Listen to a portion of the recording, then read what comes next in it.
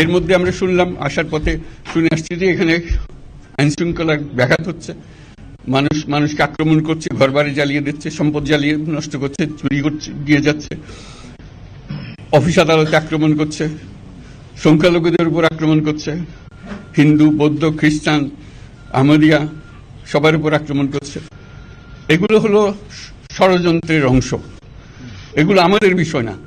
আমাদের কাজ হলো এটাকে রক্ষা করা, সবাইকে রক্ষা করা, এটাকে প্রতিটি মানুষ আমাদের ভাই, আমাদের বোন, তাদেরকে রক্ষা করা এবং আমাদের একটা শৃঙ্খলা ফিরিয়ে আসা।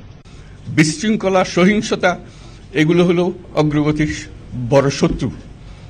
আমাদের যে যাত্রা শুরু হলো সেই যাত্রার শত্রু, কাজে এই শত্রুকে যাতে রোধ করা যায়, তাদেরকে বুঝিয়ে শুনিয়ে হোক, তাদেরকে আইন শৃঙ্খলার হাতে দিয়ে হোক, এটা বুঝাতে হবে। তাকে মেরে পেটে এটা ঠিক না, আইন শৃঙ্খলা নিজের হাতে ঠিক না।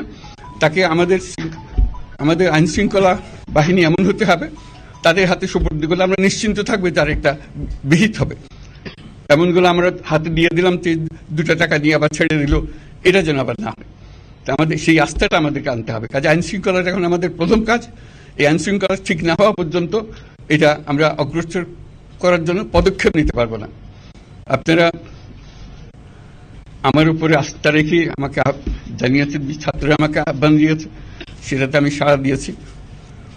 দেশবাসীর কাছে আমার আবেদন, আপনারা যদি আমার উপরে বিশ্বাস রাখেন, আমার উপরে ভরসা রাখেন, তাহলে নিশ্চিত করেন যে দেশে কোনো জায়গায় কারো উপরে হামলা হবে না।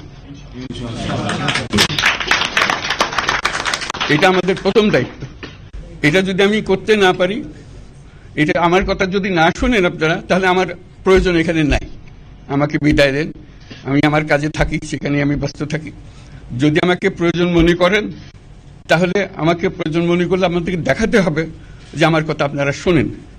আমার কথা না শুনলে আমার কোনো প্রয়োজন নাই। আমার প্রথম কথা হলো, আপনারা বিশৃঙ্খলা থেকে দেশকে রক্ষা করেন, আপনারা সহিংসতা থেকে দেশকে রক্ষা করেন, যাতে আমরা যা আমাদের ছাত্ররা আমাদেরকে পথ দেখায়, সেই পথে আমরা এগিয়ে যেতে পারি।